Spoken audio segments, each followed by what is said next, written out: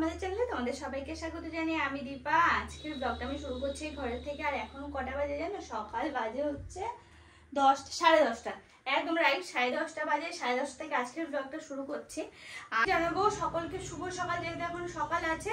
আর হচ্ছে আমাদের চালের খবর তোমাদের অবশ্য দেবো। আর আমার হাতটা মোটামুটি ঠিক আছে। কটা দিন, দু একটা দিন আমি ব্লগ সেরকমভাবে কন্টিনিউ করতে পারিনি।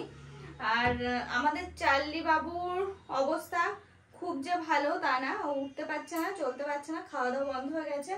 এখন কি পরিস্থিতি বুঝতে পারছি না। কালকে ডক্টরের কাছে হসপিটালে নিয়ে যাওয়া হয়েছিল, পশু হসপিটালে। তো সেখান থেকে 2-3টে ইঞ্জেকশন দেওয়া হয়েছে। দিয়ে আজকে দেখলাম একটু ঘাটটা দাও বেশি নাড়াচ্ছে সকালবেলা যখন দেখলাম। আর এই 2-3টে দিন একদম নাড়াতে পারছে না। ঘাড়ে কি সমস্যা, কোথায় কি হচ্ছে কিচ্ছু বোঝা যাচ্ছে না। এইরকম কাজ করে আছে সব সময়ের জন্য, খাচ্ছে জিভ ডাং করে, কিছু খেতে পারছে না। খাইয়ে দিলে শুধুমাত্র লিকুইড জাতীয় কোনো কিছু খাইয়ে দিলে খাচ্ছে। আর জানো এই কটা দিনের মধ্যে এখনো পর্যন্ত পটি করেনি। এই নিয়ে একটা আমরা চাপে আছে। কালকে যখন হসপিটালে নিয়ে যাওয়া হয়েছিল তখন একটু হিসু করেছে, যখন বাইরে নামানো হয়েছিল তখন। জানি না ও কি ভাবছে যে ঘরের মধ্যে করবে না বা কিছু এরকম। এক হচ্ছে ওর জীবনে কাল নেমে আসলো বর্ষা, পড়ে গেল।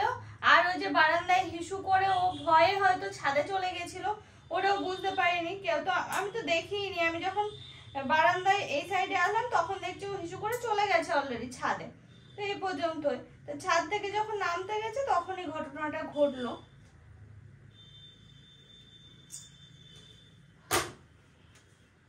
চলো, এরকম ভাবেই থাকতে হচ্ছে। তো তোমরা একটু ম্যানেজ করে নাও, আমি একটু ম্যানেজ করছি। আর এদিকে আমার কাজকর্ম চলছে। এই দেখো, আমি কাজ টাজ করতে করতে তোমাদের সাথে কথা বলতে শুরু করে দিলাম। অনেকটা বেলা হয়ে গেছে। আর আরে আমার ছেড়ে দে রে, কখন বসেছি গো, এখনো হয়নি। সেই কারণে গানটা ধরলাম, কি করব।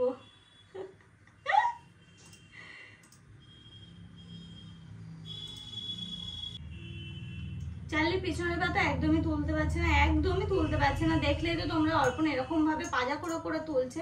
কালকে টোটোতে করে হসপিটালে নিয়ে যাওয়া হয়েছে, আবার আজকেও নিয়ে যাওয়ার কথা আছে 11:30 নাগাদ। আজকেও নিয়ে যেতে বলেছে।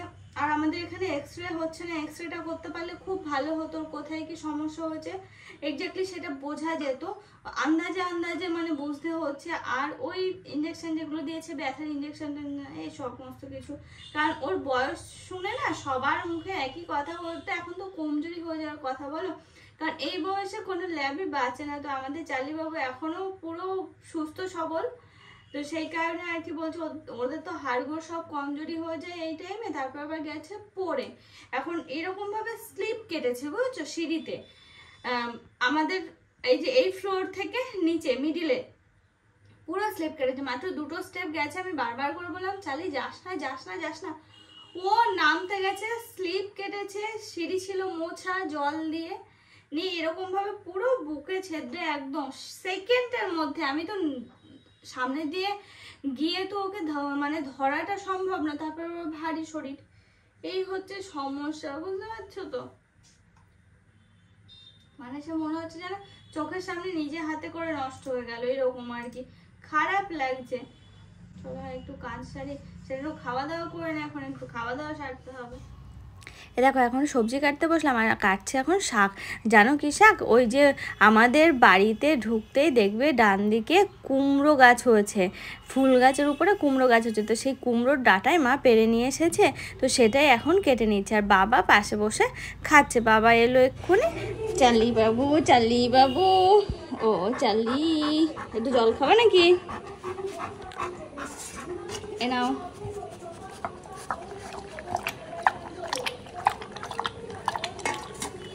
নাও,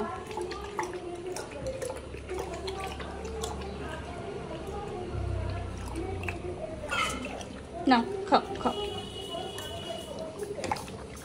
চার্লি বাবু, চার্লি বাবু,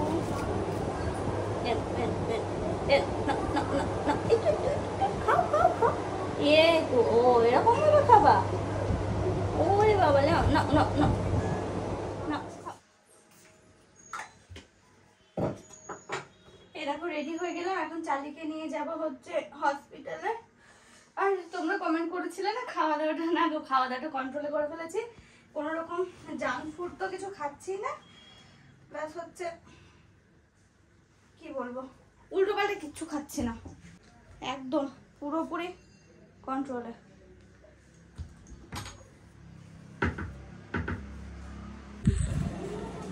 চাঁদি বাবু ফলে উঠছে কি সুন্দর।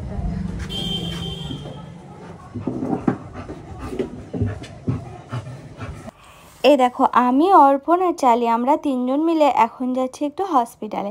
কালকেও গেছিলাম মানে পশু হসপিটালে, তো আমরা কালকেও গেছিলাম, কালকে মা আমি অর্পণ তিনজনাই গেছিলাম, আর আজকে আমরা দুজন যাচ্ছি। কালকে যেহেতু নিয়ে এসেছিলাম আবার আজকেও নিয়ে যেতে বলেছে, তো সেরকমভাবে নিয়েও যাচ্ছি। আর জানো তো ওই এক্স রে করার কথা ছিল, কিন্তু এক্স রেটা আমাদের মাছ দেওয়া হলো না, তো এই দেখো নিয়ে এসেছি এখন। আর ওর সাংঘাতিক গরম লাগছে রীতিমতো, আমরা মানে হাওয়া তো দিয়েই যাচ্ছি, সাথে করে পাখা নিয়ে এসেছি, বাটি নিয়ে এসেছি জল খাওয়ানোর, জল নিয়ে এসেছি, এই আর কি। হসপিটালে গেলে যা যা লাগে মানুষেরও যেমন অবস্থা, এর জন্যও তাই, যা যা ওর প্রয়োজন সেই সমস্ত কিছু নিয়ে আসা হয়েছে। দেখো রীতিমতো কিন্তু ওকে হাওয়া দিতে হচ্ছে, কারণ ও হাঁপাচ্ছে জানো তো, ভাবলেই কি অবাক লাগে না। 2 দিন আগে চার্লি কি সুন্দর হেঁটে চলে বেড়াচ্ছিল, 2-3 দিন আগেও, আর আজ দেখো তার অবস্থা, না সে পাচ্ছে হাঁটতে না পাচ্ছে খাওয়া দাওয়া করতে, সারাক্ষণ হাঁপাচ্ছে, শুধুমাত্র জলটাই ওর এখন সম্বল। ডক্টরবাবু এসেছিলেন এখানেই, যেহেতু ওর ওয়েটটা অনেকটা বেশি, তো ডক্টরবাবু বললেন যে তাহলে আর ভিতরে নিয়ে যেতে হবে না, এখানে এসেই দেখে গেলেন। ইঞ্জেকশন দিলেন 2-2, তারপরে মেডিসিন লিখে দিলেন, এই সমস্ত কিছু করে তারপরে আবার মাঝার একটা দিন আসতে বললেন। ও মোটামুটি সমস্ত চিকিৎসা যা করা সেগুলো সব করলেন ডক্টরবাবু। এখন হচ্ছে আমরা এ দেখো এখন বাড়ির দিকে আবার রওনা দেবো। আর জানো ওই পশু হসপিটালটা হচ্ছে আমাদের এখানে যে বিডিও আছে সে বিডিও অফিসের ওখানে, তো এই আর কি আমরা দুজন মিলে গেলাম, আবার আসবো, দেখা যাক। কালকে ইঞ্জেকশন দেওয়ার পর চালিয়ে অনেকটা সুস্থ হয়ে আছে, ঘাড়টাগুলো একটু ওঠাতে পারছে কিন্তু বাঁকা করে রাখছে। আর জানো তো ঘাড়ের ওই সাইডটা একটু ফুলে গেছে, আর কোমরের ওই সাইডটা ফুলেছে, ওটা আবার আজকে বোঝা যাচ্ছে, আজকে না কালকে সন্ধ্যার থেকে বোঝা যাচ্ছে যে এখানে এখানে ফুলেছে, হাত দিলে বোঝা যাচ্ছে, তার আগে আবার বোঝা যাচ্ছিল না, তো সেই জন্য আর কি ধরাই যাচ্ছিল যে কি হয়েছে, শুধুমাত্র ব্যথা হচ্ছে এরকম আর কি। মানে ডক্টরে আমরা উস্তাদি মেরে আমরা কিছু বলছি না, আমরা তো রীতিমতো প্রথম থেকেই ডক্টর দেখাচ্ছি, শুধুমাত্র যেদিন পড়েছে সেদিন আমরা ভেবেছি যে ওই রকম অবস্থা, তারপরের দিন থেকেই একভাবে চলছে। তো দেখা যাক কতদিনে চার্লি সুস্থ হয়ে ওঠে, যদিও বয়স হচ্ছে কি হবে, ও কপালে কি আছে জানি না, তো তবে আমরা আমাদের মতো চেষ্টা চালাচ্ছি, করব। বাটিটা সরা, ওইটা পেতে দে,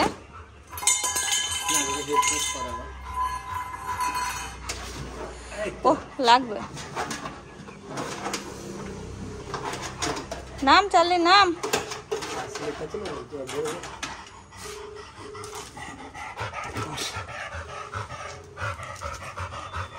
ওমা বলছি চাবি চলে এসেছি এই তো চালি ঠিক হয়ে যাবে, চালি হাওয়া দিচ্ছে তোরে কি রে, ওকে মোছাবি? ও আচ্ছা, দেখো বাড়ি চলে এসেছি, চার্লি বাবুকে মুছিয়ে টুছিয়ে দিল অর্পণ, আর এই দেখো এখানে শুয়ে বাড়ির সামনের পা দুটো তুলতে পারছে জানো, আবার শুক্রবারে নিয়ে যেতে বলেছে ডক্টর, ওখান থেকে তাই বলে দিল, ইঞ্জেকশন দিল আজকে 2 প্লাস অনেক ওষুধ টষুধ লিখে দিয়েছে, খেতে পাচ্ছে না, আর ওর ওই ঘাড়টাই লেগেছে আর কোমরটাতে লেগেছে, হাতটা দিয়ে ভালো করে দেখলো যে কোমরে লেগেছে, ঠিক আছে চোট পেয়েছে কিন্তু ভাঙেনি, তাই সেই সব কিছু আর কি দেখলো, নিয়ে আবার শুক্রবারে নিয়ে যেতে বলেছে ফ্রাইডেতে, কিন্তু সেই আর বাড়িতে দেখো কেউ নেই, এখন আমি ঘরে তালা দিয়ে উপরে যাবো, বৃষ্টি আসবে মনে হচ্ছে, গরম কমছে না গো, যতই বৃষ্টি হোক না কেন গরমে দেখো কি হারে ঘামছে, কমছে না কিছুতে। তো চলো হ্যাঁ এখন একটু উপরে যাই, আমি আমার মতো আবার একটু কাজ করি। তোমার ওদিকে কাজ কমপ্লিট?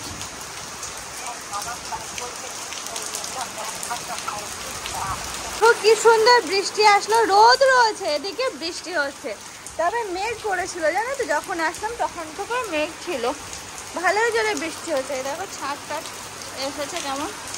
আমাদের চাল্লি বাবা ঘুনু দিচ্ছে। চাল্লি বাবু, ও চাল্লি, এই তো আর 2-3 দিনের মধ্যেই তুমি ঠিক হয়ে যাবে। হ্যাঁ হ্যাঁ, একদম ঠিক হয়ে যাবে, আবার দৌড়ে বেড়াবা। এই দেখো দুপুরবেলা সেই হসপিটাল থেকে এসে অনেকক্ষণ হলো, স্নান করা হয়ে গেছে। স্নান টান করে 2-1টা জামা কাপড় ছিল সেগুলো কাচাকুচি করে এই যে তালের পাল্পটা বার করার দরকার, তো নিয়ে বসে পড়েছি।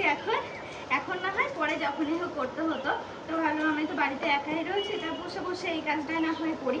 তো সেই জন্য আর কি তালটা নিয়ে বসে পড়লাম। আর তালটা পরশুদিন কিনেছিলাম।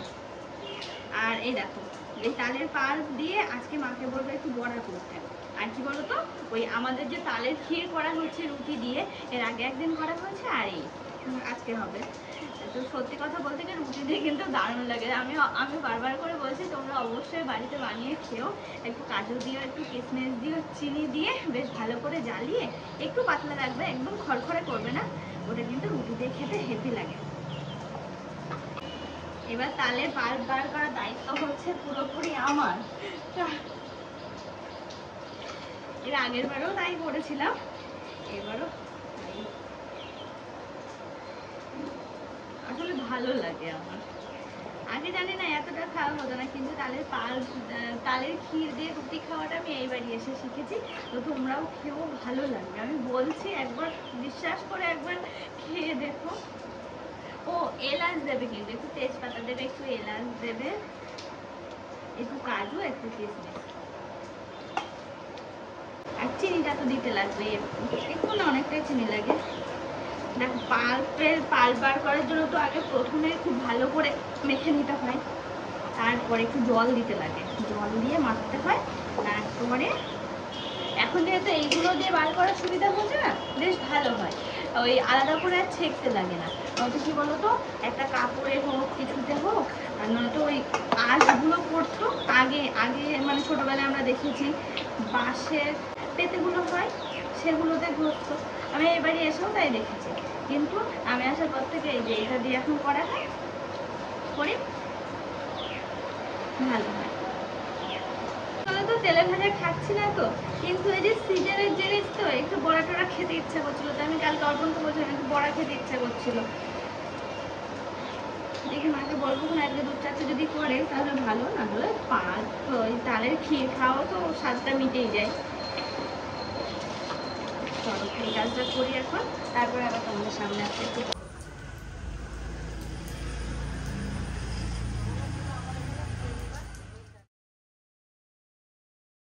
আর এই দেখো এখন চালিকে দেখতে এসে এই যে কিছুটা চালের গুঁড়ো করে রাখছি।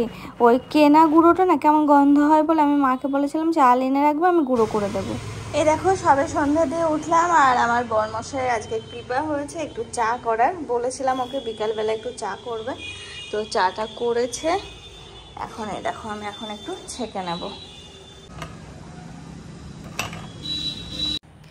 দেখো অর্পণ একটু চাটা শুধুমাত্র করেছে, তাতে যে কি আনন্দ হচ্ছে কেন বলো তো, কারণ ও না সাধারণত এই সমস্ত কাজগুলোও করে না, অন্যান্য ছেলেদের মতো না যে রান্না করবে বা কিছু, কিন্তু যেদিন করে সেদিনের আনন্দটা পুরো অন্য লেভেলের। বসে পড়লাম এখন চা খেতে, আর বাবু মনে হয় একটু চালির কাছে গেছে।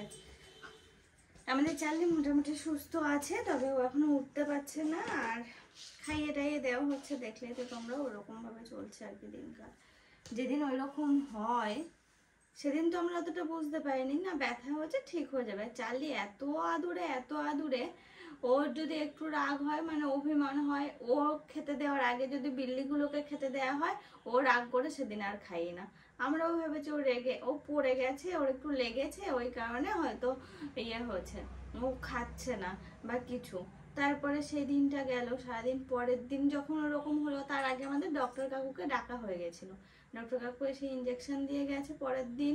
তারপরে তোমাদের তো মাঝে 2 দিন আমি ব্লগ দিইনি, তার মাঝেই কিন্তু চালির ওরকম হয়েছিল। যেদিন ব্লগ লাস্ট দিই সেদিন হচ্ছে ওই রকম হয়েছে, আর তার মাঝে 2 দিন দিইনি, তারপরে আবার এই যে আজকে দিলাম। আর এই কটা দিন চার্লিকে নিয়ে দৌড়াদৌড়ি ছোটাছুটি অনেক কিছু করা হলো মোটামুটি। চার্লি এখন একটু সুস্থ হলো, তারপরে তো আমরা বুঝতে পারলাম যে না ওর একটু লেগেছে, ওই কারণে এরকম আর কি। লিকুইড জাতীয় খাচ্ছে, ওই সমস্ত কিছুই খাওয়ানো হচ্ছে ওকে।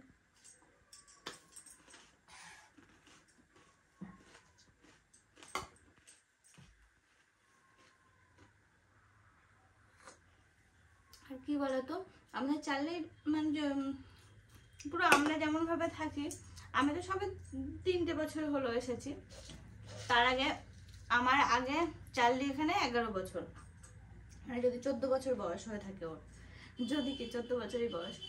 তো শুনছি মায়েদের সাথে মানে এই বাড়ির সাথে ল্যাব আশেপাশে অনেকেই নাকি নিয়েছিল, কারোর বাড়ি থাকেনি, কারোর বাড়ি একমাত্র আমাদের চার্লি আছে। আর এত বয়স পর্যন্ত কারোর বাড়িতে থাকেই না, কিন্তু আমাদের বাড়িতে যত্নে আদরে ভালোবাসায় ও কিন্তু দিব্যি চলাফেরাও করতে পারছিল কটা দিন আগে। আর এখন আশা করি খুব তাড়াতাড়ি সুস্থ হয়ে যাবে, 2-1 দিনের মধ্যে।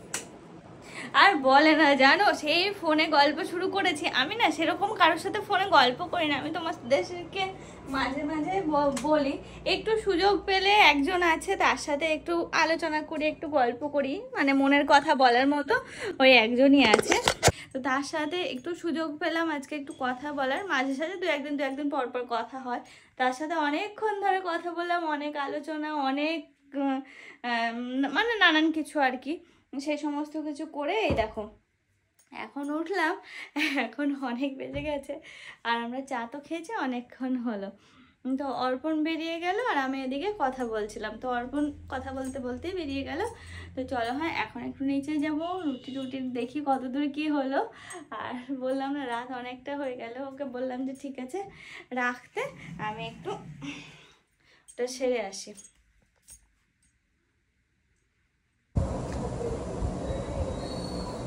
আর এই দেখো দুপুরে সেই তালের পাল্প বার করেছিলাম, সেই তালের পাল্প দিয়ে মা এখন বড়া করেছে। বলেছিলাম একটু বড়া খেতে ইচ্ছা করছে, একটু বড়া বানাবে, তো এই দেখো মা আবার বানালো, তো সেটা এখন খেতে শুরু করে দিয়েছি।